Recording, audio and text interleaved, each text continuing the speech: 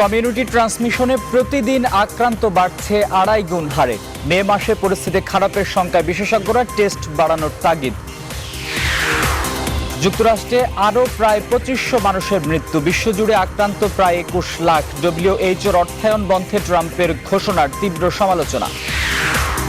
নতুন ৪ জন সহ দেশে মৃতের সংখ্যা অর্ধশতকের ঘর ছুঁল, আক্রান্তের সংখ্যা ছাড়ালো ১২০০।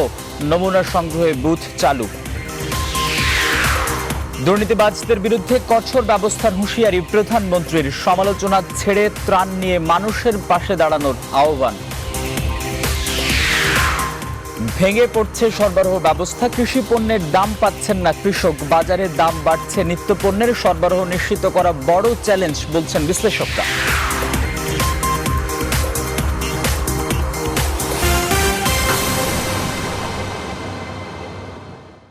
স্বাগত সকাল ৯টার বিরতিহীন সংবাদে আপনাদের সঙ্গে আছি আমি আসিফ টিপু। শিরোনাম দেখছিলেন, এবারে পুরো খবর। কমিউনিটি ট্রান্সমিশনের প্রথম ধাপে এখন বাংলাদেশ। প্রতিদিনই মোট আক্রান্তের ২.৫ গুণ হারে সংক্রমণ বেড়ে মে মাসে মহামারী ঊর্ধ্বমুখী হতে পারে বলে আশঙ্কা বিশেষজ্ঞদের।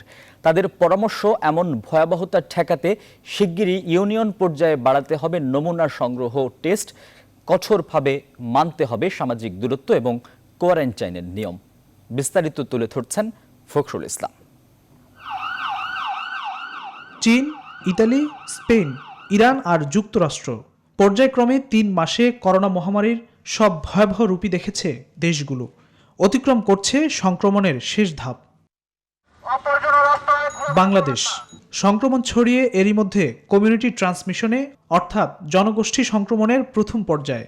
এমন বাস্তবতায় মে মাসের শেষ নাগাদ সংক্রমণ বিস্ফোরণে রূপ নিতে পারে বলে মত বিশেষজ্ঞদের। মে মাসের মাঝামাঝি বা শেষ নাগাদ আমরা হয়তো পিক কোথায় যাবে এবং সেটা অসংখ্য হতে পারে, সামনে কিন্তু বাড়তেই থাকবে এবং সেটাকে যদি আপনি 2.5 দিয়ে ভাগ দেন তাহলে ওইভাবে এগুতে থাকবে যদি না আমরা সংক্রমণটা বন্ধ করতে পারি। যেই মুহূর্তে এই সামাজিক কোয়ারেন্টাইনটা শিথিল করবেন বা চলাচলটা শিথিল করবেন তখন কিন্তু রোগটা আবার ছড়িয়ে পড়বে। তাদের পরামর্শ, সংক্রমণের উৎস খুঁজে বন্ধ করতে হবে সংক্রমিত এলাকা। নমুনা সংগ্রহের পরিসর উপজেলা পর্যায় থেকে বাড়াতে হবে ইউনিয়ন পর্যায়ে।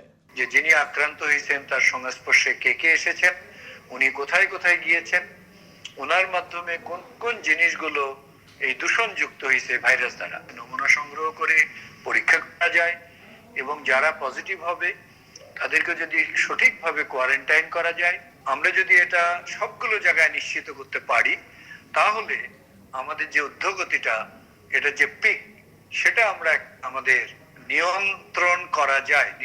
এছাড়া ব্যাপক ভিত্তিতে কঠোর সামাজিক কোয়ারেন্টাইন পালনেরও পরামর্শ তাদের। সমস্ত দেশে কিন্তু ইউরোপ বা আমেরিকার মতো হয়নি। যদি আমরা সামাজিকভাবে সংঘবদ্ধ হই এবং একে অপরের সহযোগিতা করি, কিন্তু শারীরিক দূরত্ব বজায় রাখবার জন্য সর্বাত্মক চেষ্টা চালাই, জনগণকে সম্পৃক্ত করে যদি আমরা কাজগুলো করি এবং পাশাপাশি রোগের সংক্রমণ যেখানে হচ্ছে সেই উৎসগুলো বের করে তাদেরকে আলাদা করতে পারি, নিশ্চয়ই আমরা এই পরিস্থিতির উন্নতি দেখতে পাবো। লোকবলের সীমাবদ্ধতা কাটিয়ে দেশে করোনা সংকট মোকাবেলায় সীমিত করতে হবে মানুষের চলাচলও। ৩, ৪, ৫ হাজার পরীক্ষা যেন আমরা নিশ্চিত করতে পারি আগামী ২-৩ মাস। ফখরুল ইসলাম, নিউজ 24, ঢাকা। একদিনে যুক্তরাষ্ট্রে আরও ২৪০০রও বেশি মানুষ মারা গেছেন করোনা ভাইরাসে আক্রান্ত হয়ে। এ নিয়ে দেশটিতে মৃতের সংখ্যা ২৮,৫০০ ছাড়ালো। বিশ্বের সবচেয়ে ক্ষমতাধর এই দেশে এখন আক্রান্তের সংখ্যা ৬ লাখ ছাড়িয়েছে। বিশ্বব্যাপী মৃতের সংখ্যা এখন ১,৩৪,০০০-এর বেশি। আক্রান্তের সংখ্যা ছাড়িয়েছে ২০,৮২,০০০-এর ঘর। যুক্তরাষ্ট্রের পরেই সবচেয়ে বেশি ১৪৩৮ জন মারা গেছেন ফ্রান্সে। দেশটিতে এ নিয়ে মৃতের সংখ্যা দাঁড়ালো ১৭,১৬৭-তে। এছাড়া যুক্তরাজ্যে নতুন করে ৭৬১ জন মারা গেছেন। ইতালিতে একদিনে মারা গেছেন ৫৭৮ জন। এছাড়া ভারতে নতুন ১২ জন সহ মোট ৪০৫ জনের মৃত্যু হয়েছে কোভিড-১৯ আক্রান্ত হয়ে।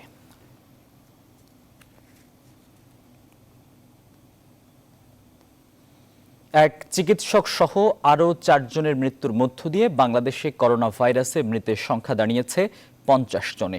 আর গত ২৪ ঘন্টায় ১৭৪০ জনের নমুনা পরীক্ষা করে নতুন করে করোনা আক্রান্ত শনাক্ত হয়েছে ২১৯ জন, যা একদিনে এখন পর্যন্ত সর্বোচ্চ সংখ্যা।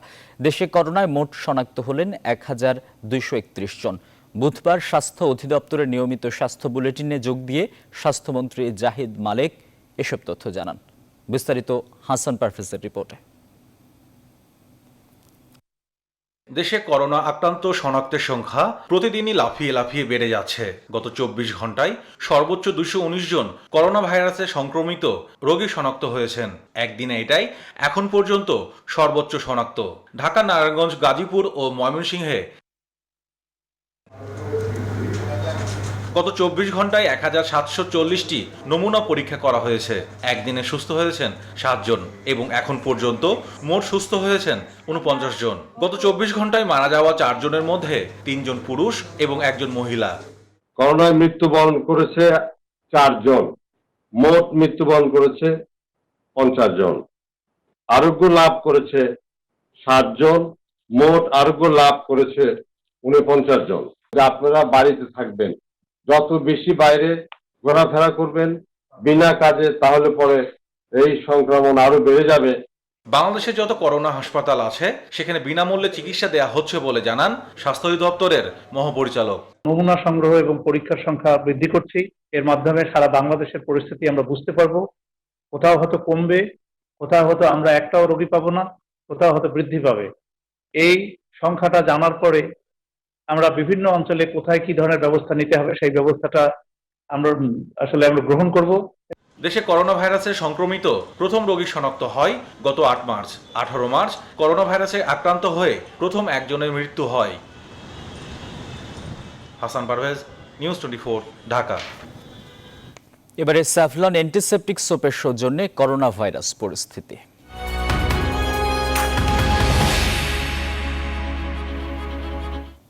দেশে প্রাণঘাতী করোনা ভাইরাসে আক্রান্ত ও প্রাণহানি খুব দ্রুত হারে বাড়তে শুরু করেছে। এ পর্যন্ত শনাক্তের সংখ্যা ১২৩১ জন, আর মোট মারা গেছেন ৫০ জন। করোনার সংক্রমণ কমাতে সরকার নমুনা পরীক্ষার উপর বিশেষ গুরুত্ব দিচ্ছে। সারা দেশে স্থাপন করা হচ্ছে ৩২০টি বুথ। ইতিমধ্যে ঢাকা ও নারায়ণগঞ্জে ১৬টি সহ সারা দেশে ৪৪টি বুথ স্থাপন করা হয়েছে। স্বাস্থ্য অধিদপ্তর বলছে, এর ফলে নমুনা দিতে আসা মানুষের ভোগান্তি কমবে। শাহ আলী জয়ের রিপোর্ট। করোনার হানা এখন বিশ্বজুড়ে। দেশে দেশে চলছে প্রতিরোধের প্রচেষ্টা, আর এই প্রচেষ্টায় অনেকটাই এগিয়ে আছে এশিয়ার দেশ দক্ষিণ কোরিয়া। করোনা রোগীদের পরীক্ষায় দেশটি সারা দেশে স্থাপন করেছে টেলিফোন বুথের মতো অসংখ্য বুথ, যেখানে রোগীর সংস্পর্শ ছাড়াই চিকিৎসক স্যাম্পল সংগ্রহ করছেন, আর পরীক্ষার ফল মিলছে ভার্চুয়াল মাধ্যমে। টেলিফোন বুথের মতো এই বুথগুলোতে পথচারীরা তাদের স্যাম্পল দিয়ে যাচ্ছেন। এই পদ্ধতি প্রয়োগ করে সংক্রমণ রোধে অভাবনীয় সফলতা পেয়েছে দেশটি। টেলিফোন বুথের এই পদ্ধতি অনুসরণ হচ্ছে বাংলাদেশেও। এরই মধ্যে ঢাকা, নারায়ণগঞ্জ সহ সারা দেশে শুরু হয়েছে বুথ স্থাপনের কাজ। ৪৪টি বুথ অলরেডি আমরা ঢাকা রাজধানী, তিতুমির কলেজ সহ ঢাকা শহর রাজধানীতে আমরা 8টি স্থাপন করেছি এবং নারায়ণগঞ্জে 8টি এবং অনেক বিভাগে আমরা স্থাপন করেছি। সর্বমোট আমরা ৩২০টি বুথ আমরা স্থাপন করব। এটা দক্ষিণ কোরিয়া মডেল হিসাবে এটা আমরা কাজটা করছি এবং তারা সেখানে সফলতা অর্জন করেছে। আমরা পর্যায়ক্রমে এটা স্থাপন করেছি। আমরা শীঘ্রই এটা আরও ভালোভাবে এটা চালু করে তাদেরকে সেবাদানটা শুরু করব। এই পদ্ধতিতে স্কুল কলেজের উন্মুক্ত প্রাঙ্গণে স্থাপিত বুথে সন্দেহভাজন যে কোনো ব্যক্তি তার নমুনা দিতে পারবেন। সেই নমুনা স্বাস্থ্য অধিদপ্তরের নিজস্ব ল্যাবরেটরিতে পরীক্ষা করা হবে। শাহ আলী জয়, নিউজ 24, ঢাকা। প্রধানমন্ত্রী শেখ হাসিনা বলেছেন, ত্রাণ বিতরণ কার্যক্রমে কোনো রকমের দুর্নীতি বরদাস্ত করা হবে না। অপকর্ম করলে দল মত নির্বিশেষে কঠোর ব্যবস্থা নেয়ার হুঁশিয়ারি দিয়েছেন তিনি। এ সময় সমালোচনাকারীদের বেশি কথা না বলে ত্রাণ নিয়ে জনগণের পাশে দাঁড়ানোর আহ্বান জানান সরকার প্রধান। প্রধানমন্ত্রী ত্রাণ তহবিলে অনুদানের চেক গ্রহণকালে এসব কথা বলেন প্রধানমন্ত্রী। শাহ আলী জয়ের রিপোর্ট।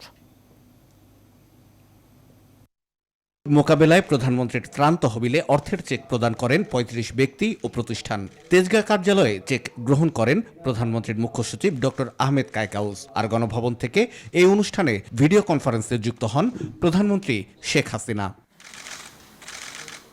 এ সময় ত্রাণ বিতরণ নিয়ে কোনো ধরনের নয়ছয় কঠোরভাবে দমনের ঘোষণা দেন সরকার প্রধান। আমাদের ৪,৫০০-র উপর আমাদের ইউনিয়ন এবং আমাদের উপজেলা সব হিসাব করে দেখা যাবে হয়তো ৫-৭টা জায়গায় কিছু সমস্যা দেখা দিয়েছে। তো সেই জায়গার সাথে যেই এর সঙ্গে জড়িত সে যে দলেরই হোক তার বিরুদ্ধে আমরা যথেষ্ট ব্যবস্থা নিচ্ছি, আমরা ব্যবস্থা নেব। কারণ গরিবের জন্য আমরা যেটা দেবো সেটা কেউ কোনো রকম অপব্যবহার করবে এটা আমরা কখনো বরদাস্ত করব না। শেখ হাসিনা বলেন, দুর্যোগের এই সময়ে যারা সরকারের সমালোচনা করছেন তারা কেউই সাধারণ মানুষের সহায়তায় এগিয়ে আসেননি। অনেক অনেক কথা বলে বেড়াচ্ছেন অনেক দল বা অনেক সুধী সমাজ বা অনেকেই, কিন্তু তারা মানুষের সাহায্যে কিন্তু এগিয়ে আসছেন না, তার কথা বিক্রি করেই যাচ্ছেন। তবে অবশ্য থাকে সব সমাজে এরকম কিছু কথা বেচার লোক থাকে, তারা এটা কথা বেচেই যাবে, এটাই তাদের প্রফেশন, এটাই তারা করে যাচ্ছেন। তো বলবো যে কথা না বলে কে কতটা মানুষকে সাহায্য করেন বা মানুষের এই দুঃখের সময় মানুষের পাশে দাঁড়ান, এত কথা না বলে মানুষের পাশে দিয়ে নিজে কতটুকু দিলেন সেই হিসাবটা দেন মানুষের কাছে। প্রতি ঘরে ত্রাণ পৌঁছে দিতে রেশন কার্ডের সংখ্যা বাড়ছে বলেও জানান প্রধানমন্ত্রী। 10 টাকা কিলোতে আমরা যে চাল দিতাম 50 লক্ষ মানুষের একটা আমরা তাদেরকে রেশন কার্ড দিই, কিন্তু বাকি আমরা এবার সম্পূর্ণ উন্মুক্ত করে দিচ্ছিলাম। আমাদের সারা বাংলাদেশে এটা চালু। আমরা এখন বাকি যাদেরকে দেবো তাদের জন্য আমরা কার্ড তৈরি করবার জন্য এটা আপাতত স্থগিত রেখেছি, যে প্রত্যেককে আলাদাভাবে কার্ড করে কার্ডের মাধ্যমে অর্থাৎ প্রতিটি মানুষ যেন পায় সেটা আমরা নিশ্চিত করতে চাই। করোনার সংক্রমণ রোধে ত্রাণ বিতরণ কার্যক্রমে যেন কোনোভাবেই জনসমাগম না হয় তা নিশ্চিত করার নির্দেশ দেন প্রধানমন্ত্রী শেখ হাসিনা। শাহ আলী জয়, নিউজ 24, ঢাকা। করোনা মহামারীর মধ্যে প্রাথমিক দায়িত্ব পালনে ব্যর্থ হয়েছে বিশ্ব স্বাস্থ্য সংস্থা, এমন দাবি করে মঙ্গলবার বিশ্ব স্বাস্থ্য সংস্থায় অর্থায়ন সাময়িকভাবে বন্ধের নির্দেশ দিয়েছেন মার্কিন প্রেসিডেন্ট ডোনাল্ড ট্রাম্প। আর এই কর্মকাণ্ডের তীব্র সমালোচনা এবং নিন্দা জানিয়েছেন জাতিসংঘ মহাসচিব অ্যান্তোনিও গুতেরেস। তিনি বলেন, এখন বিশ্ব স্বাস্থ্য সংস্থার অর্থায়ন কমানোর সময় নয়। এছাড়াও মাইক্রোসফটের সহ প্রতিষ্ঠাতা বিল গেটস ট্রাম্পের এই সিদ্ধান্তকে বিপজ্জনক বলেছেন। তারা দুজনেই ট্রাম্পের এমন অযৌক্তিক সিদ্ধান্ত পরিহার করে করোনা মোকাবেলায় আরও বেশি মনোযোগ দেওয়ার আহ্বান জানান।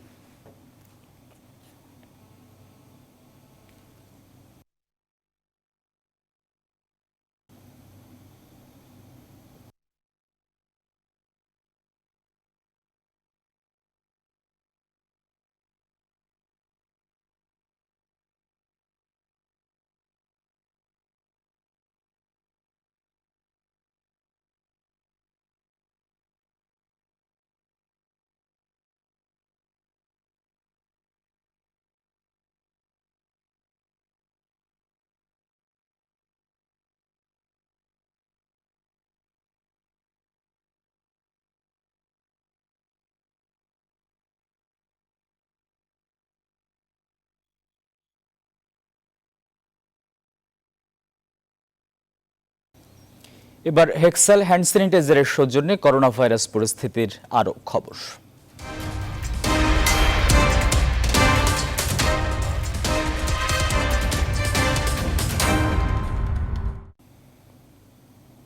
ফোন করলেই বাসায় চলে যাচ্ছে চাল, ডাল, তেল, লবণ সহ নিত্য প্রয়োজনীয় বিভিন্ন সামগ্রী, তাও আবার বিনামূল্যে।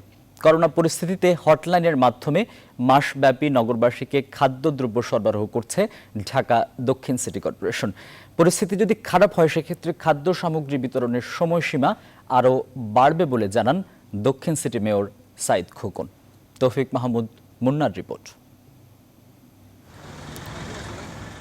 বাংলাদেশে দিন দিন করোনা রোগীর সংখ্যা বেড়েই চলেছে। সারা দেশ জুড়ে চলছে অঘোষিত লকডাউন, ফলে সাধারণ মানুষ পড়ছে সমস্যায়। যদিও সরকারি, বেসরকারি সহ ব্যক্তি উদ্যোগে চলছে ত্রাণসহ খাদ্যদ্রব্য বিতরণ। গত 28 মার্চ থেকে মাসব্যাপী 50,000 মানুষকে বিনামূল্যে খাদ্য সামগ্রী দেওয়া শুরু করে ঢাকা দক্ষিণ সিটি কর্পোরেশন। তারই ধারাবাহিকতায় হটলাইনের মাধ্যমে বাসায় খাদ্য সামগ্রী পৌঁছে দেওয়ার কার্যক্রম চালিয়ে যাচ্ছে ডিএসসিসি। আপনার বাসার ঠিকানা বলেন। ধন্যবাদ। হটলাইনে প্রতিদিন সকাল 9টা থেকে 5টা পর্যন্ত নগরবাসীর কল রিসিভ করছে সিটি কর্পোরেশন। সর্বোচ্চ 2 দিনের মধ্যে বাসায় পৌঁছে দেওয়া হচ্ছে খাদ্য সামগ্রী। রিসিভার রাখার সাথে সাথে আরেকটা ফোন চলে আসতেছে, যেমনটা আপনি এখন দেখতে পেলেন। প্রতি কাউন্সিলরকে আমরা 500 করে প্যাকেট দিচ্ছি। হটলাইনের মাধ্যমে খাদ্য পেয়ে খুশি নগরবাসী। তারপরে আপনার যে তেল দিচ্ছে, আলু দিচ্ছে, চাল দিচ্ছে, সাবান দিচ্ছে। তো আপনার এখান থেকে কতদিন চলবে এই খাদ্যদ্রব্য? এটা ভাইয়া নর্মালি আমাদের সম্ভবত আরো সপ্তাহখানেক যাবে আর কি। এদিকে দক্ষিণের মেয়র বলছেন মাসব্যাপী সরাসরি এবং হটলাইনের মাধ্যমে ত্রাণ কার্যক্রম চলবে। পরিস্থিতি খারাপ হলে ত্রাণ বিতরণের সময়সীমা বাড়ানোর আভাস দেন তিনি। 4,500 পরিবারকে এই সেবার আওতায় এনেছে। আমি আমার মেয়াদের শেষ দিন পর্যন্ত এই শহরবাসীর পাশে আছি এবং থাকবো। আমার মেয়াদ পূর্ণ করবার পরও আমি এই শহরের সন্তান হিসেবে আমি আমার জনগণের সাথে থাকবো, পাশে থাকবো দুর্দিনে। করোনা মোকাবেলায় নগরবাসীকে ঘরে থাকার আহ্বান জানান মেয়র। তৌফিক মাহমুদ মুন্না, নিউজ 24, ঢাকা। করোনা ভাইরাসে আক্রান্ত হয়ে যুক্তরাষ্ট্রে গেল 24 ঘন্টায় 2400-রও বেশি মানুষ মারা গেছেন। দেশটিতে মোট আক্রান্তের সংখ্যা 6 লাখ ছাড়িয়েছে। আমরা বিস্তারিত শুনবো। সহকর্মী সুলতানা রহমান যুক্তরাষ্ট্রের নিউ ইয়র্ক থেকে আমাদের সঙ্গে সরাসরি যুক্ত হচ্ছেন। সুলতানা, কোনোভাবেই আক্রান্তের সংখ্যা বা মৃতের সংখ্যা কমছে না, প্রতিদিনই আগের দিনের সংখ্যাকে আসলে সেটি ছাড়িয়ে যাচ্ছে। যুক্তরাষ্ট্রের পরিস্থিতি জানতে চাই। আরেকটি বিষয়, যুক্তরাষ্ট্রে যারা করদাতা আমরা জানি তারা সরকারি একটি ভাতা পেয়েছেন, কিন্তু অনেকেই আছেন যারা নথিভুক্ত নন। তাদের অবস্থা কি, কিভাবে চলছেন তারা? বলছে যে দ্বিতীয় বিশ্বযুদ্ধের পরে এতটা কঠিন সংকটে আমেরিকা আর কখনোই পড়েনি। এটা একদিকে স্বাস্থ্যগত সংকট যেমন, তেমনি অর্থনৈতিক সংকটও। আপনি বলছিলেন যে আজও গত 24 ঘন্টায় 2400-এরও বেশি মানুষ মারা গেছে এবং এর একটি বড় অংশ, প্রায় অর্ধেক, শুধুমাত্র নিউ ইয়র্কে। এবং অন্যান্য স্টেট গুলোর অবস্থা খারাপ হচ্ছে। এই অবস্থায় একটি অর্থনৈতিক যে পর্যালোচনা রয়েছে সেখানে ধারণা, আশঙ্কা প্রকাশ করা হয়েছে যে যত মানুষ আসলে করোনা ভাইরাসে আক্রান্ত হয়ে মারা যাবে, এর চেয়ে অনেক বেশি মানুষ মারা যেতে পারে, ক্ষতিগ্রস্ত হতে পারে, এমনকি দুর্ভিক্ষের মুখে পড়তে পারে তার চেয়ে অনেক বেশি সংখ্যক মানুষ। ফলে সরকারকে একটি কঠিন সিদ্ধান্ত নিতে হচ্ছে যে তারা অর্থনীতিকে সচল করার একটা ঘোষণা দেবে। প্রেসিডেন্ট ডোনাল্ড ট্রাম্প সেজন্য একেবারে মরিয়া হয়ে উঠেছেন। তিনি বলছেন যে 1 মে আগেই তিনি বেশ কয়েকটি স্টেট সচল করতে চান, যেসব স্টেটের সংক্রমণের সংখ্যা কম।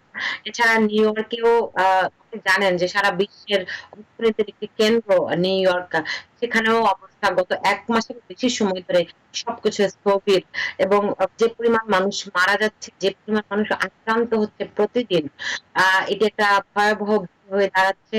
কিছুতেই কখন লাগাম টানা যাচ্ছে না। এখন বলা হচ্ছে পরিস্থিতি কিছুটা স্থিতিশীল, এই অর্থে যে প্রতিদিন গড়ে 750 মানুষ মারা যাচ্ছে, প্রতিদিন গড়ে 2000 মানুষ নতুন করে আক্রান্ত হচ্ছে। এই সংখ্যাটি আগের মতো লাফিয়ে লাফিয়ে ঠিক বাড়ছে না।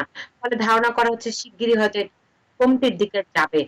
এরকম একটি অবস্থায় দেশ কিভাবে সচল করবে সেই উদ্যোগ যেমন রয়েছে, তেমনি আসলে আজ সবাই পুরো আমেরিকার যারা ট্যাক্স পেয়ার রয়েছেন, ট্যাক্স পরিশোধ করেন, তারা যারা সিঙ্গল তারা $1200 এবং যারা দম্পতি তারা $2400 এই হারে তাদের প্রত্যেকের ব্যাংক অ্যাকাউন্টে এই পরিমাণ অর্থ চলে গেছে। এখানে কিন্তু অসংখ্য মানুষ রয়েছে যারা ভীষণ অর্থনৈতিক সংকটে রয়েছে। এবং যদি আমি বাংলাদেশিদের কথা বলি বা আরো সুনির্দিষ্ট করে যদি বলি যে আনডকুমেন্টেড যারা রয়েছেন, যারা সরকার তালিকায় নেই, তাদের অবস্থা সত্যি খুবই দুর্বিষহ। অনেকের ঘরে খাবার নেই, অনেকের কাছে টাকা নেই যে খাবার কিনবেন, এরকম একটা ভয়াবহ অবস্থায় দিন কাটে। তার মধ্যে আপনি জানেন যে নিউ ইয়র্ক পৃথিবীর অন্যতম মানে এক্সপেন্সিভ শহর, যেখানে ব্যয় মানে জীবনযাত্রার ব্যয় এত বেশি, মানুষ কিন্তু অনেক আগে থেকে হিমশিম খাচ্ছে। আর এখন যখন অনেকদিন ধরে কাজ করছে না, অর্থনৈতিক অনিশ্চয়তা, এই সংকট তখন আরো বেশি বেড়েছে।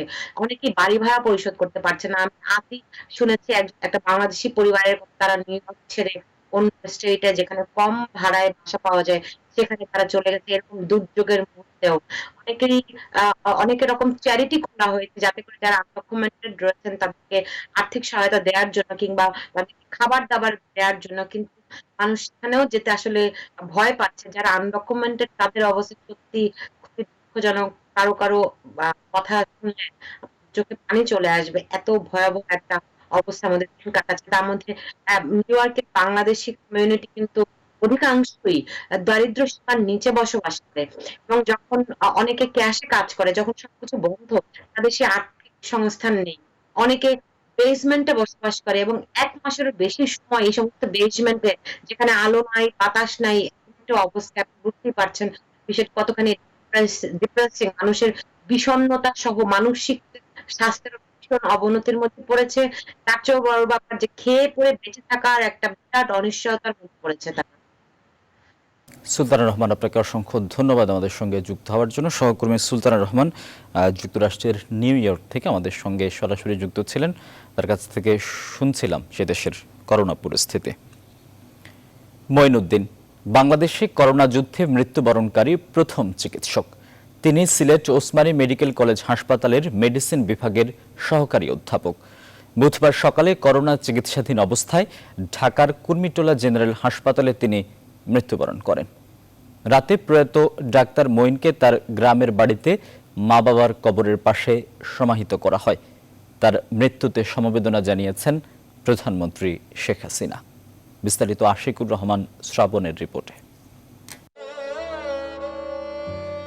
ছবির এই মানুষটি করোনা বিরোধী যুদ্ধে চিকিৎসক হিসেবে ফ্রন্ট লাইনে ছিলেন, কিন্তু ভাইরাস তাকেও ক্ষমা করেনি। মঈনুদ্দিন চিকিৎসাধীন অবস্থায় বুধবার সকালে কুর্মিটোলা জেনারেল হাসপাতালে মারা যান। 5 এপ্রিল মঈনুদ্দিনের শরীরে করোনা ভাইরাসের সংক্রমণ নিশ্চিত হয়। 7 এপ্রিল সিলেটের শহীদ শামসুদ্দিন আহমদ হাসপাতালে ভর্তি করা হয় তাকে। তারপর থেকেই চিকিৎসা ব্যবস্থায় সংকটের বাস্তব চিত্র উঠে আসতে থাকে। সহকর্মীদের কাছ থেকে জানা যায়, অবস্থার অবনতি হলে তাকে ঢাকায় আনার জন্য কোনো অ্যাম্বুলেন্স রাজি হয় না। পরে অনেক কষ্টে জোগাড় হয় অ্যাম্বুলেন্স। সে যেহেতু রোগী দেখতে গিয়ে আক্রান্ত হয়েছে, তার মানে হলো তার পার্সোনাল প্রোটেক্টিভ ইকুইপমেন্ট ছিল না, অথবা যেই ইকুইপমেন্ট ছিল সেটা যথাযথ বা সঠিক ছিল না। কারণ অনেক ক্ষেত্রেই আমরা নিজেরাই দেখতে পাচ্ছি এগুলো হয়তো রেইনকোট কেটে বা এই জাতীয় কাপড় কেটে বানানো হয়েছে। এগুলো আসলে WHO স্ট্যান্ডার্ড কিনা এটা নিয়েও সন্দেহ আছে। ডাক্তার মঈনের সামাজিক যোগাযোগ মাধ্যমের ইনবক্স বলছে, তার সুরক্ষার জন্য একটি পিপিইউ ছিল না। তার মৃত্যুতে শোকের ছায়া নেমেছে সিলেটে। সুশীল সমাজের প্রতিনিধিরা ক্ষোভ ও শোক দুটোই প্রকাশ করেছেন।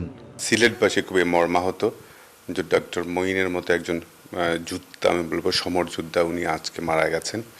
আমি প্রথমে ওনার আত্মার মাগফিরাত কামনা করছি। এদেরকে দেখার জন্যই দরকার আমাদের ডাক্তার, নার্স, এদেরকে বেঁচে থাকার জন্য খুবই দরকার। এদের প্রোটেকশন অবশ্যই জরুরি। স্বাস্থ্য অধিদপ্তরের নিয়মিত অনলাইন বুলেটিনে তার মৃত্যুতে প্রধানমন্ত্রীর পক্ষ থেকে সমবেদনা জানানো হয়েছে।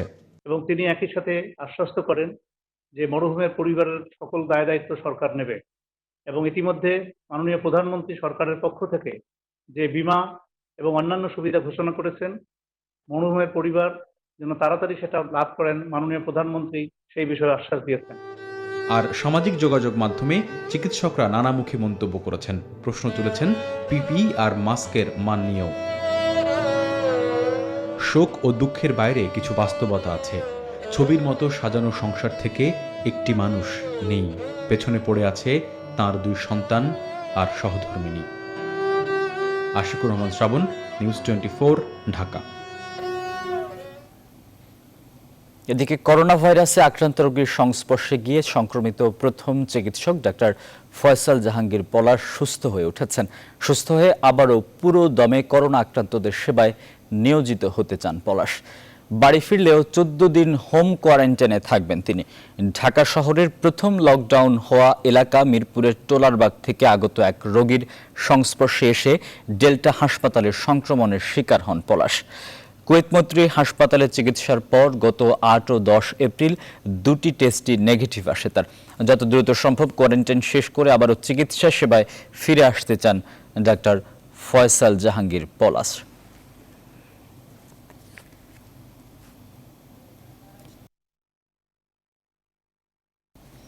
দেশের বিভিন্ন স্থানে লকডাউন চললেও তা মানা হচ্ছে খুব সামান্যই। শারীরিক দূরত্বের নির্দেশনা তোয়াক্কা করছেন না সাধারণ মানুষ। বাস্তব চিত্র জানাতে চট্টগ্রাম থেকে ফাতেমা জান্নাত মুমু এবং দিনাজপুর থেকে ফখরুল হাসান পলাশ আমাদের সঙ্গে সরাসরি যুক্ত হবেন। আমরা শুরুতেই যাচ্ছি চট্টগ্রামে। মুমু, সকালের দিকে বাজারগুলিতে ভিড় করেন নগরবাসীর অনেকেই। একটু জানতে চাই আজকের বাজারের পরিস্থিতি কেমন, শারীরিক দূরত্বের যে নির্দেশনা সেটি কতটা মানা হচ্ছে?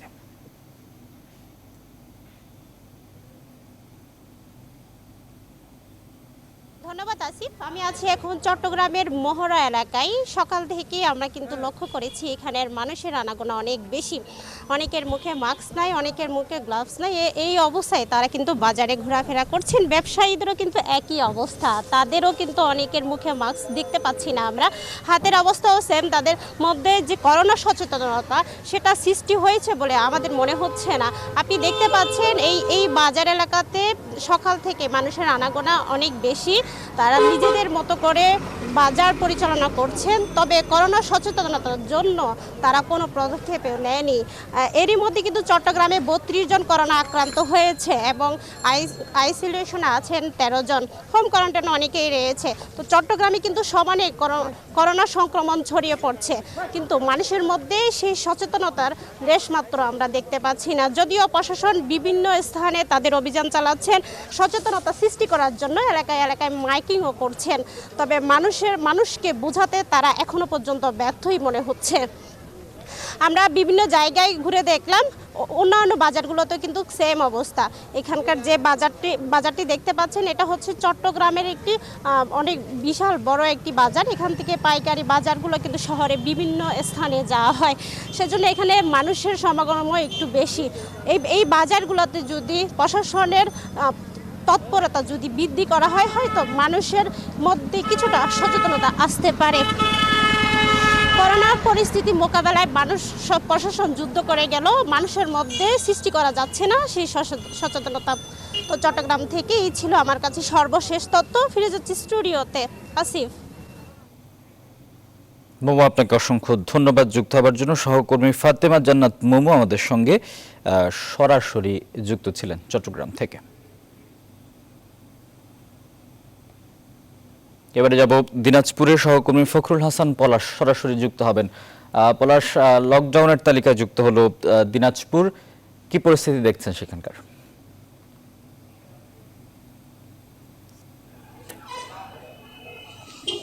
আসিফ, আপনাকে ধন্যবাদ।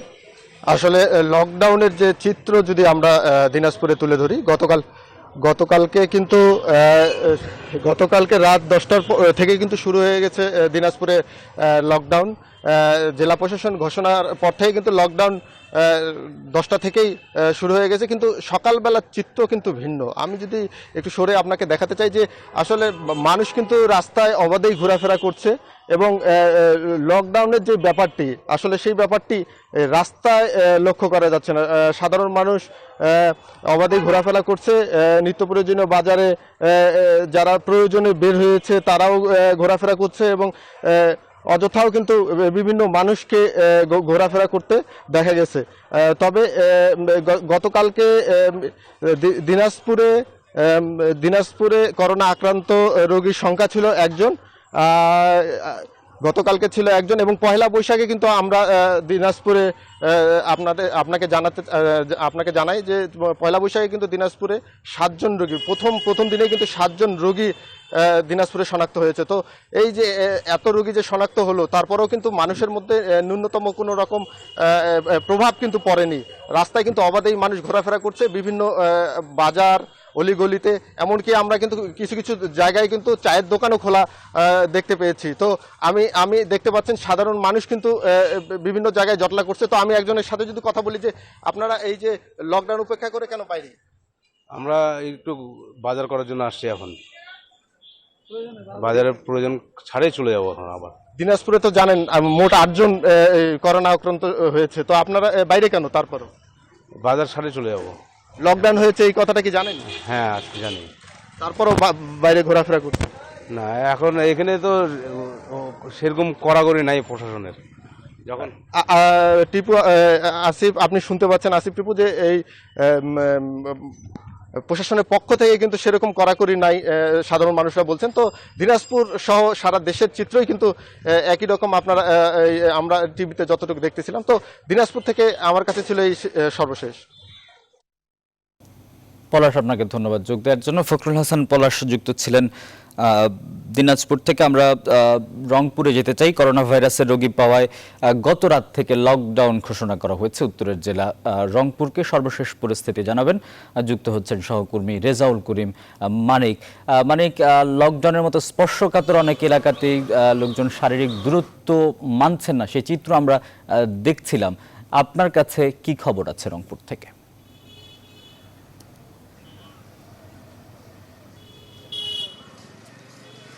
আসিফ, আপনাকে ধন্যবাদ। আমি এই মুহূর্তে অবস্থান করছি নগরীর 6 নম্বর ওয়ার্ডে বুড়িরহাট বাজারে। আসলে লকডাউনের পরে যে অবস্থাটি হওয়ার কথা তার উল্টোটা আমরা লক্ষ্য করতে পেরেছি। আমরা নগরীর বিভিন্ন জায়গা থেকে শুরু করে গ্রাম অঞ্চলে যে হাট বাজারগুলো রয়েছে সেগুলো দেখার চেষ্টা করেছি।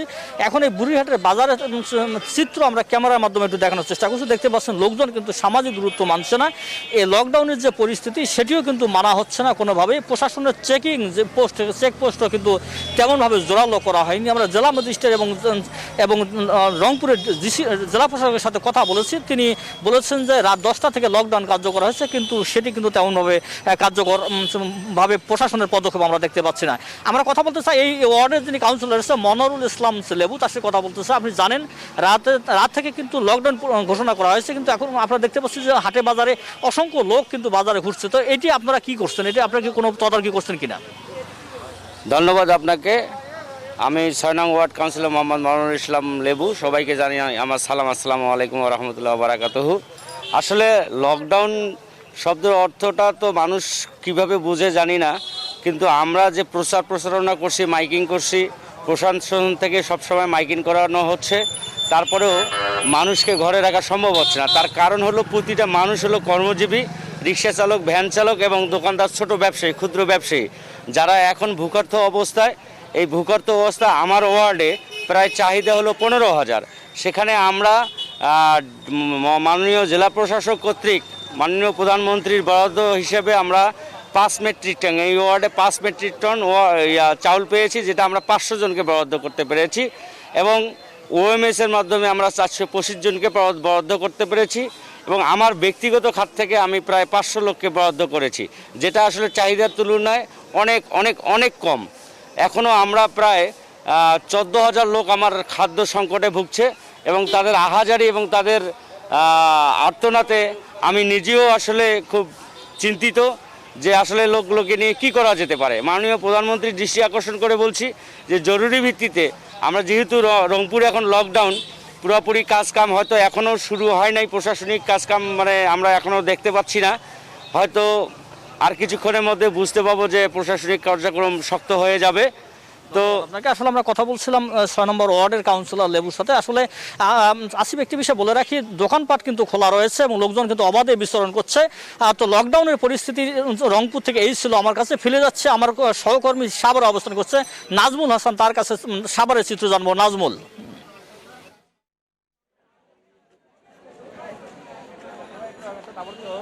ধন্যবাদ। আপনি যেমনটি বলছিলেন রংপুর থেকে মানিক, আমি এখন রয়েছি সাভারের আশুলিয়াতে। আপনারা জানেন যে অঘোষিত লকডাউন চলছে এবং সেখানে কিন্তু যে এর আগে সাভারে যেমন একজন চিকিৎসক কিন্তু আক্রান্ত হয়েছে এবং আশুলিয়ার জিরানির এলাকায় ওখানে একটা ফজিলতুন্নেসা হসপিটাল রয়েছে, সেখানেও কিন্তু 6 জন ডাক্তার আক্রান্ত হয়েছে এবং এছাড়াও কিন্তু 30 জনের তারা ওখান থেকে লকডাউনে রাখা হয়েছে। অন্যান্য যে ডাক্তারগুলি ছিল সেই ডাক্তারগুলোকে তাদেরকে আলাদা করে নমুনা সংগ্রহের জন্য সেগুলি পাঠানো হয়েছে। আর আমি এখন আশুলিয়ার হাটে রয়েছি, সেখানে হাট বাজারে অসংখ্য মানুষ আপনারা দেখছেন যে এখানে যারা এসেছে এবং অস্থায়ী একটি বাজার, সেই বাজারগুলিতে মানুষ বাজার করছে এবং কতটুকু আইন মানছে তা একটু কথা বলতে চাই। আপনার সঙ্গে কথা বলতে চাই, আসলে আইন কি মানছে কিনা? ধন্যবাদ আপনাকে। আপনি জানেন যে এখানে বাংলাদেশের মানুষ তারা সহজেই আইন মানতে চায় না, কিন্তু আমরা ছাত্রলীগের একটি সংগঠন যারা আমাদের স্বেচ্ছাসেবক হিসেবে দল প্রতিনিয়ত কাজ করে যাচ্ছে। আমরা প্রতিনিয়ত চেষ্টা করে যাচ্ছি যেন মানুষের দূরত্ব স্বাভাবিক বজায় রাখার চেষ্টা করে যাচ্ছি। ধন্যবাদ। ধন্যবাদ আপনাকে। আপনার সাথে একটু কথা বলবো। আপনারা এখানে রয়েছেন বাজারে, আসলে কি আইন মানছেন? ধন্যবাদ আপনাকে। আপনি শুনেছেন যে আসলে আমরা তো বাঙালি, আমরা আইন মানাটাকে একটু নিজের হেডেক মনে করি। তারপরে আমরা সচেতন আছি, চেষ্টা করতেছি। আমরা ইজারাদার হিসেবে, এই বাজারের ইজারাদার হিসেবে আমরা চেষ্টা করছি। আমাদের মেডিকেল টিম আছে, আমাদের স্বেচ্ছাসেবক সংগঠন আছে, আইন শৃঙ্খলা রক্ষাকারী বাহিনী আছেন। আমরা মাইকে অ্যানাউন্সমেন্ট করতেছি কন্টিনিউত, আমরা নিজেরা মনিটরিং করতেছি যাতে সবাই নিরাপদ দূরত্ব বজায় রেখে বা তাদের বাজারটা তারা করতে পারে। ধন্যবাদ আপনাকে। আমরা রয়েছে এখানে, লোকজন রয়েছে, অনেকেই কিন্তু তারা বাজারে রয়েছে এবং অনেকেই কিন্তু স্বেচ্ছাসেবী সংগঠন তারা কাজ করছে। আমি আপনার সাথে একটু সংক্ষিপ্ত আকারে কথা বলতে চাই, কেন আসলে আইন মানছেন না? আসলে আইন মানছি না সেটা বড় কথা না, বড় কথা হচ্ছে নাজমুল, আপনাকে ধন্যবাদ যুক্ত হবার জন্য। দর্শক দেখছিলেন করোনা ভাইরাসের সংক্রমণ রোধে ঘরে থাকতে বলা হচ্ছে, শারীরিক দূরত্ব বজায় রাখতে বলা হচ্ছে, কিন্তু লকডাউনের মতো স্পর্শকাতর অনেক এলাকাতেই মানুষ অবাধে ঘুরে বেড়াচ্ছেন, বাজারঘাট করছেন। প্রধান সড়কগুলোর তে লোকসমাগম বা জনসমাগম কিছুটা কম থাকলেও অলিগলি বা বাজারঘাটে মানুষ কিন্তু ঘুরে বেড়াচ্ছেন। তো সহকর্মীদের মাধ্যমে আমরা সেই চিত্রটি দেখছিলাম। সহকর্মী নাজমুল হুদা সাভার থেকে যুক্ত ছিলেন, রংপুর থেকে রেজাউল করিম মানিক, দিনাজপুর থেকে ফখরুল হাসান পলাশ এবং চট্টগ্রাম থেকে যুক্ত ছিলেন সহকর্মী ফাতেমা জান্নাত মোমো। করোনা ভাইরাস প্রতিরোধে ঘরে থাকার ছুটি এবং লকডাউনের পরিধি বাড়লেও নানা কারণে মানুষ রাস্তায় নামছে। অনেকেই অপ্রয়োজনীয় কাজে বাইরে বেরোচ্ছেন, নিম্ন আয়ের মানুষেরা খাবারের টাকা জোগাড়ে বাধ্য হয়ে নামছেন বলছেন। আর সামাজিক দূরত্ব নিশ্চিত আইন শৃঙ্খলা বাহিনী ও সেনাবাহিনীর সদস্যরা রাজধানীর বিভিন্ন স্থানে তাদের কার্যক্রম চালিয়ে যাচ্ছেন। মৌ খন্দকারকে সঙ্গে নিয়ে বিস্তারিত জানাচ্ছেন অন্তরা বিশ্বাস। বুধবার সকাল থেকেই রাজধানীর বিভিন্ন জায়গায় চেক পয়েন্ট বসায় সেনাবাহিনীর সদস্যরা। দিনব্যাপী চলে তাদের কার্যক্রম। ডাক্তারের প্রেসক্রিপশন, আইডি কার্ড দেখে তবেই ছাড়েন অনেককে। করোনা ভাইরাস মোকাবিলায় খুব জরুরি প্রয়োজন ছাড়া যেন কেউ বের না হন, সেজন্যই এই ব্যবস্থা। তো করোনা প্রতিরোধে সরকার যেসব বিধিনিষেধ দিয়েছেন সেগুলো যাতে সবাই মেনে চলেন সে ব্যাপারে আমরা কঠোর অবস্থানে আছি। কেউ বিনা কারণে ঘর থেকে বেরোচ্ছেন কিনা সেগুলো আমরা চেক করছি। ঢাকার মোড়ে মোড়ে চেক পয়েন্টে তল্লাশি করে আইন শৃঙ্খলা বাহিনী। প্রয়োজনে অপ্রয়োজনে সড়কে আসা মানুষকে পড়তে হয় তাদের জেরার মুখে। জীবিকার তাগিদে রাস্তায় বের হন রিকশা চালকেরা। অনেকেই অভিযোগ করেন, নিম্ন আয়ের মানুষ হওয়া সত্ত্বেও করোনার এই বিপদকালে তারা কোনো সুবিধা পাননি। আমার জীবনের ঝুঁকি নিয়ে হইলো, আমার মেয়ে দুটো আছে, আমার মেয়ে দুটো আমার বাঁচাইতে, আমার করার কোনো রাস্তা নাই। আজকে সরকারের তো কত কিছু মানুষ পাইতে আছে, আমরা কিছু পাই নাই সরকারের। আমি তো বাতি খাই না, আমি তো টমাটো খাই আর গাজর খাই, মানে যখন যেটা পাই আমি তো এটি খাইয়ে যাই, জীবনটা বাইসে আছে। কোনো সাহায্য এখন পর্যন্ত পাই নাই, আর ভবিষ্যতে পাবো কিনা তাও সন্দেহ আছে। আর আমাদের এলাকার অবস্থা, এলাকায় তো মনে করেন পুরাই বেকার অবস্থা, ওখান থেকে বাইরেতেও দেয় না, ঢুকতেও দেয় না। এদিকে প্রয়োজনে ঘরের বাইরে এলেও অনেকেই সামাজিক দূরত্ব বজায় রাখছেন না। অনেকেই জানান ঢাকায় আটকে পড়েছেন, কিন্তু আয়ের কোনো উৎস নেই। অনেকে আবার অফিস করছেন। জীবনের ঝুঁকি নিয়ে বেরোতে হবে বাধ্য হয়ে। আমি গ্রামীণ ফোনে জব করি। যে যে সাইটগুলোতে আমাদের বেসিক্যালি আসা, সেক্ষেত্রে আমাদের টাকা শেষ হয়ে যায় অনেকগুলো সাইডে, সেই সাইটগুলোতে আমাদের কার্ড পাঞ্চ করতে হয়। এখন আমার কোনো প্যারান্টের আনতে না, কইতেছে আইডেন্টি কার্ড নাই, তোমার নাগরিক নেয়া তোমাকে দিমু না। আমরা ডিউটি করি সব সময়, আল্লাহর হুকুম হইলে আমাদের কোনো ছুটি নাই। বাইরে বের হওয়ার নিষেধাজ্ঞা ও গণপরিবহন বন্ধ থাকায় রাজধানীর রাস্তাঘাট এখন অনেকটাই ফাঁকা। অন্তরা বিশ্বাস, নিউজ 24, ঢাকা। নৌপথে লকডাউন বাস্তবায়নে কোস্টগার্ডের টহল জোরদার করা হয়েছে। নদীপথ দিয়ে যেন কেউ যাতায়াত করতে না পারে, এই জন্য মেঘনার 7টি পয়েন্টে অভিযান পরিচালনা করছে কোস্টগার্ড। চাঁদপুর ঘুরে এসে আরও জানাচ্ছেন মৌ খন্দকার, ক্যামেরায় ছিলেন আসাদুজ্জামান কানন। করোনা ভাইরাসের সংক্রমণ ঝুঁকি মোকাবেলা ও সুরক্ষার প্রয়োজনে পার্শ্ববর্তী সব জেলা থেকে যানবাহন ও সাধারণ মানুষের অবাধে প্রবেশ ও বহির্গমন ঠেকাতে নৌপথে পাহারা জোরদার করেছে কোস্টগার্ড। নির্দেশনা অনুযায়ী নৌপথে জেলায় জনসাধারণের প্রবেশ ও প্রস্থান পথে রয়েছে কোস্টগার্ড। এছাড়া রোডগুলোতে জনসমাগম ও গণপরিবহন রোধে টহল সহ অতিরিক্ত কোস্টগার্ড মোতায়েন করা হয়েছে।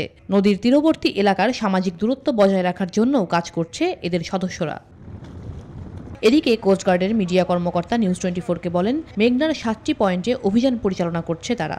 আমরা যে সকল নৌযানকে পেয়েছি যে যারা অতি জরুরি পণ্য বহনের কাজে নিয়োজিত নয় সে সকল পণ্যবাহী জাহাজগুলোকে কিন্তু আমরা আটকে রেখেছি জিজ্ঞাসাবাদের জন্য, এবং যাত্রী নিয়ে যে সকল নৌকা বের হওয়ার চেষ্টা করেছে সেগুলোকেও আমরা কিন্তু তাদের তীরে ফেরত দিয়ে দিয়েছি, যাতে করে তারা যাত্রী পরিবহন করতে না পারে। এছাড়া নদীপথ দিয়ে কেউ যেন যাতায়াত করতে না পারে সেই জন্য নিরাপত্তা জোরদার করা হয়েছে। গণপরিবহন সড়ক পথে বন্ধ রয়েছে, সো নৌপথে তাদের একটা আকাঙ্ক্ষা তৈরি হচ্ছে যে নৌপথ ব্যবহার করে তারা বিভিন্ন জায়গায় যেতে চাচ্ছে। আমরা এই বিষয়টিতে তাদেরকে নিরুৎসাহিত করছি। এই কাজে চট্টগ্রাম ও মংলা বন্দরের 2টি এবং ঢাকার 1টি জাহাজ নিয়োজিত রয়েছে। মাঠে কাজ করছে সশস্ত্র বাহিনী, আইন শৃঙ্খলা বাহিনী, আর নদীপথে কাজ করছে কোস্টগার্ড। করোনা না থামা পর্যন্ত কোস্টগার্ডের এই অভিযান অব্যাহত থাকবে। মৌ খন্দকার, নিউজ 24, চাঁদপুর। 27 এপ্রিলের মধ্যেই বসুন্ধরা ইন্টারন্যাশনাল কনভেনশন সিটিকে অস্থায়ী করোনা হাসপাতালে রূপান্তর করা হবে। আইসিইউ সহ মোট 2071 শয্যার এই হাসপাতালের নির্মাণ কাজ বাস্তবায়ন করছে স্বাস্থ্য প্রকৌশল অধিদপ্তর। সংস্থাটির নির্বাহী প্রকৌশলী জানান, হাসপাতালের প্রয়োজনীয় সরঞ্জাম আমদানির কাজও চলছে দ্রুত গতিতে। নাজিয়া কনার রিপোর্ট।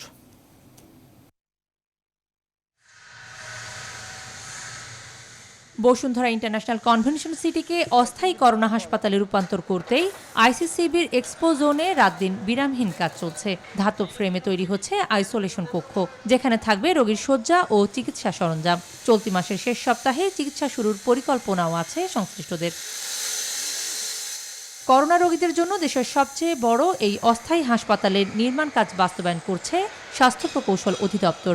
আইসিসিবির এক্সপো ট্রেড সেন্টার ও আরও 3টি কনভেনশন হলে মোট 2000 আইসোলেশন বেড স্থাপন করা হবে। এছাড়া বড় কনভেনশন হলে 71টি নিবিড় পরিচর্যা কেন্দ্র বা আইসিইউ বেড স্থাপন করা হবে। কাজের অগ্রগতি প্রসঙ্গে স্বাস্থ্য প্রকৌশল অধিদপ্তরের নির্বাহী প্রকৌশলী মাসুদুল আলম জানান, নির্ধারিত সময়ে আইসিসিবিকে অস্থায়ী হাসপাতালে রূপান্তর করতে বিরামহীন কাজ চলছে। ডক্টর চেম্বার, রোগী বেড, রোগী বসার জায়গা, তারপরে নার্স স্টেশন, এই ধরনের কাজগুলো আপনি দেখতে পাচ্ছেন। পুরো এলাকায় কিন্তু আমার কাজ চলতেছে এবং আমার এই কাজটা কিন্তু 15 দিনে আমাদের আনার জন্য আমরা ডে নাইট কাজ করতেছি। 27 তারিখের মধ্যে আমরা শেষ করে ফেলবো আশা করি। হাসপাতালে প্রয়োজনীয় সরঞ্জাম আমদানির বিষয়টিও চলমান রয়েছে বলে জানান মাসুদুল আলম। বিদেশ থেকে আমাদের জিনিসপত্র যে আইসিইউ বা লন্ড্রি প্লান্ট, ওগুলো আমরা এলসি করে ফেলছি, ওটা শুধু আমরা ঘরটর করে ফেলতেছি, এখন শুধু আসলে ইনস্টলড হবে। দেশ ও মানুষের কল্যাণে কাজ করার প্রতিশ্রুতি দেয়া দেশের শীর্ষ ব্যবসায়ী গ্রুপ বসুন্ধরা করোনা ভাইরাসের এই দুর্যোগকালে জাতির কল্যাণে আবারও এগিয়ে এসেছে। নাজিয়া কনা, নিউজ 24, ঢাকা। কক্সবাজারের টেকনাফে মালয়েশিয়া ফেরত 3 শতাধিক রোহিঙ্গাকে আটক করেছে কোস্টগার্ডের সদস্যরা। বুধবার রাত 9টার দিকে বাহারছড়ার হলবনিয়া পাড়া ঘাট থেকে তাদের আটক করা হয়। তারা মালয়েশিয়া যেতে না পেরে এই এলাকায় ফিরে আসেন। টেকনাফ স্টেশন কোস্ট গার্ডের কর্মকর্তা lieutenant commander M Sohel Rana জানান, রোহিঙ্গা ভর্তি একটি বড় জাহাজপুরা ঘাট দিয়ে ওঠার সময় 3 শতাধিক রোহিঙ্গাকে আটক করা হয়। কিছুদিন আগে জাহাজটি সাগর পথে মালয়েশিয়া যাত্রা করছিল, কিন্তু সেখানে ভিড়তে না পেরে তারা আবার চলে আসে। জাহাজটিতে 342 জনের মতো ছিলেন। ধারণা করা হচ্ছে আটককৃত রোহিঙ্গারা সবাই উখিয়া টেকনাফের বিভিন্ন ক্যাম্পের বাসিন্দা। রংপুরে এক ব্যবসায়ীর বাড়ির বক্স খাটের ভেতরে অবৈধভাবে মজুত করে রাখা টিসিবির 1238 লিটার ভোজ্য তেল উদ্ধার করেছে গোয়েন্দা পুলিশ, যার বাজার মূল্য 1 লাখ টাকার কিছু বেশি। বুধবার রাতে নগরীর মধ্য পার্বতীপুর এলাকার ব্যবসায়ী হানিফ মিয়ার বাড়ি থেকে এসব পণ্য উদ্ধার করা হয়। পুলিশ জানায়, মধ্য পার্বতীপুরের ওই বাসায় অবৈধভাবে টিসিবির পণ্য মজুদ রয়েছে এমন সংবাদের ভিত্তিতে অভিযান চালানো হয়। এ সময় হানিফ নামে ওই ব্যবসায়ীর খাটের ভেতরে লুকিয়ে রাখা 2 লিটারের 259টি এবং 5 লিটারের 144টি তেলের বোতল উদ্ধার করা হয়। কালোবাজারে বিক্রির উদ্দেশ্যে এসব পণ্য মজুত করা হয় বলে জানায় পুলিশ। এই ঘটনায় অভিযুক্ত হানিফ মিয়া ও সরবরাহকারী লাল মিয়াকে আটক করা হয়েছে। এবার ফার্স্ট সিকিউরিটি ইসলামী ব্যাংক অর্থ বাণিজ্যের সংবাদ।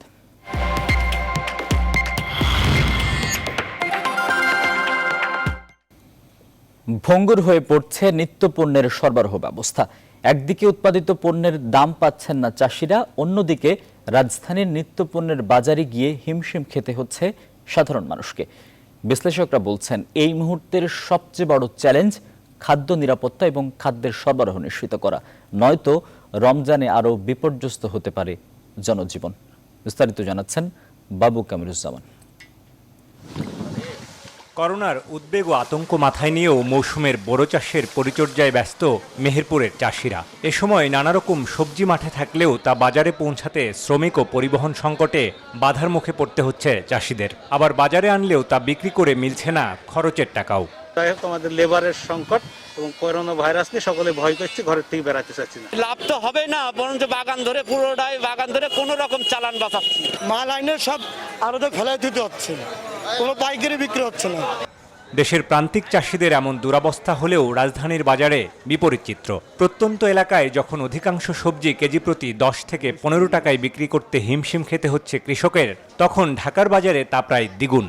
ঢেঁড়স, পটল, সিম কিংবা বেগুন 25 থেকে 35 টাকায় মিললেও সাধারণ ক্রেতারা এখন আয়শূন্য। যে পরিস্থিতি দেশের, মানুষের পকেটে পয়সা নাই, বাজার কিনে খাওয়া ক্রয় ক্ষমতার বাইরে পরিস্থিতি, এখনো জমানো টাকা থেকে খরচ করতে হচ্ছে। সেদিক দিয়ে যদি চিন্তা করা হয় তাহলে অবশ্যই একটা চাপ পড়ছে। সরকার জাতি বলুক যে কাঁচা বাজার বন্ধ করা যাবে না, কাঁচা বাজার চলবো, স্বাভাবিক। এই কাঁচা বাজারের যে গাড়িটা আনবো, ওই গাড়ি আগে 5,000 15,000 টাকা আইতেছে না বেটারা। সরবরাহ ব্যবস্থা বিঘ্ন হওয়ায় অনেক নিত্যপণ্যের দাম বাড়ছে লাফিয়ে লাফিয়ে। জরুরি ভোগ্যপণ্য প্রতি কেজি আদা এখন বিক্রি হচ্ছে 300 টাকায়। 10 দিন আগেও যা ছিল 150 থেকে 160 টাকা। সরকারি বিপণন সংস্থা টিসিবির হিসাবে 1 মাসের ব্যবধানে আদার দাম বেড়েছে 89 থেকে 95% পর্যন্ত। আদা কিনছি আমরা আপনার 180 করে, এখন হয়ে গেছে 280। রোজাকে উপলক্ষ করে সমস্ত মাল কিনতেছে পাবলিক, আর ইতিমধ্যে আবার দামও বাড়ছে। গাড়ি ঘোড়া চলতেছে না, মাল আসতে পারতেছে না, এই কারণে দাম। মাল আছে পিছনে, মাল আসতে পারতেছে না। বিশ্লেষকরা বলছেন, পণ্যের সরবরাহ স্বাভাবিক রাখতে প্রয়োজনে সরকারের বিশেষ তদারকিতে পণ্যবাহী যান চলাচল নিশ্চিত করতে হবে। পণ্য পরিবহন যে বাধা নিষেধের আওতামুক্ত, সেই বিষয়টি সুস্পষ্ট হওয়া দরকার। সকল পর্যায়ে আইনশৃঙ্খলা বাহিনীর তত্ত্বাবধানে কনভয়ের মাধ্যমে পণ্য পরিবহনের উদ্যোগ নেওয়া যেতে পারে। তবে রাজধানীর বাজারে এমন ভিড় দেখে বোঝার উপায় নেই ভয়াবহ বিপর্যয় চলছে বিশ্বজুড়ে, যেখানে কোনো বালাই নেই সামাজিক দূরত্ব মানার। বাবু কামরুজ্জামান, নিউজ 24, ঢাকা। 2020 সালে 3% সংকুচিত হতে পারে বিশ্ব অর্থনীতি, এমনটাই সতর্কবার্তা দিয়েছে আন্তর্জাতিক মুদ্রা তহবিল IMF। সংস্থাটি বলছে 1930-এর পর মহামন্দান এমন সংকট বিশ্ব আর দেখেনি। IMF জানিয়েছে, করোনা মহামারী বিশ্বকে নতুন এক সংকটের দিকে ঠেলে দিয়েছে। উন্নত দেশগুলোর পক্ষেও 2022 সালের আগে ভাইরাস পূর্ববর্তী অবস্থায় ফিরে যাওয়া সম্ভব হবে না। আর এই সংকট যত দীর্ঘায়িত হবে, বিভিন্ন দেশের সরকার ও কেন্দ্রীয় ব্যাংকগুলো তত কঠিন পরীক্ষার মধ্যে পড়তে হবে।